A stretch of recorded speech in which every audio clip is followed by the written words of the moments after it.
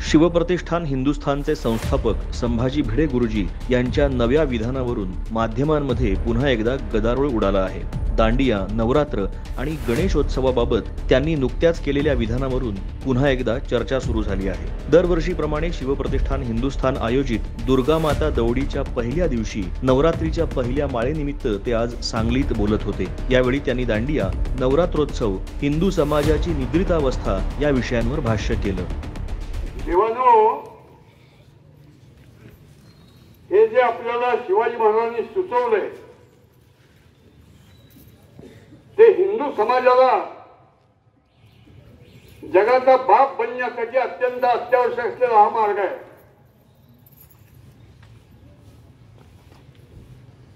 गणपती उत्सवाचा चौथा झालाय, नवरात्राचा दांडियाचा प्रकार हिंदू समाजाला जास्तीत जास्त गांडूपणाकडे घेऊन चाललाय। नाही चालणार। नवरात्राचा बट्ट्याबोळ होऊ देणार नाही।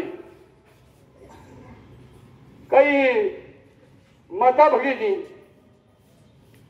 स्वाभाविक आहे, त्यांना वाटणं येणं, हा 5 वर्षाची पोरगी चालणार नाही दुर्गा माता दौडीत, त्यांनी स्वतंत्र दुर्गा माता दौड काढायची।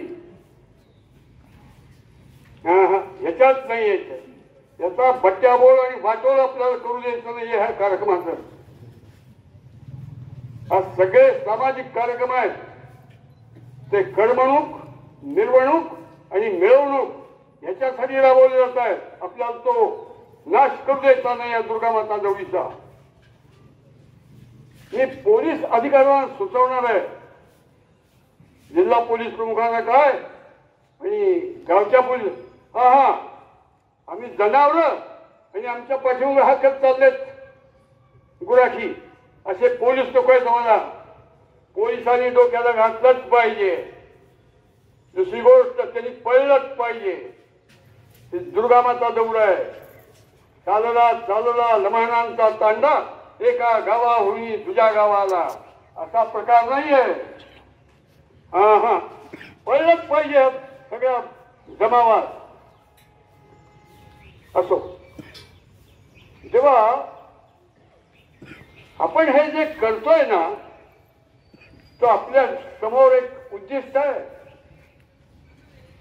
उद्दिष्ट काय आहे? जगाच्या पाठीवरती असंख्य आक्रमण झालेला बेशरम लोकांचा समाज म्हणजे हिंदुस्थान आहे। जगामध्ये 187 राष्ट्र आहेत, त्यापैकी 1 नाही, 2 नाही, 3 नाही, 76 राष्ट्रांनी आतापर्यंत आपल्यावरती आक्रमण केली। अरे आता एवढ्या 60-62 वर्षापूर्वी तर चीन काय, त्या फडव्यांनी आपल्यावरती आक्रमण केलं। 34 डिव्हिजन सैन्य घेऊन, 1 डिव्हिजन सैन्य म्हणजे 24,000 सैनिक, प्रत्येक सैनिकाच्या हातात AK-47, AK-56। आणि काय झालं? काय 22 ऑक्टोबर 1962 ला आक्रमण झालं। पुढे 22, 23, 24, 25, 26, 27, 28 7 दिवसात हिंदुस्थानचे 59,000 सैनिक मारले गेले। पाठलाग करतायत आणि आपण गांडीला पाय लावून पळतोय। हे बेशरम दृश्य आपण निर्माण केलं। हिंदी चीनी भाई भाई घोषणा देणारा पंतप्रधान या देशाला मिळाला, त्याच्या इतकी दुर्दैवाची गोष्ट कोणची नाही।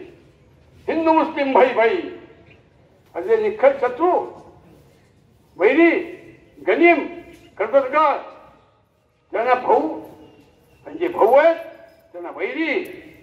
हिंदूंच्या स्वभावात सर्वात मोठा दोष असेल तर आपला कोण, परका कोण, वैरी कोण, कैवारी कोण, शत्रू कोण, मित्र कोण, योग्य काय, अयोग्य काय, उपकारक काय, मारक काय, हिंदूंना कळत नाही।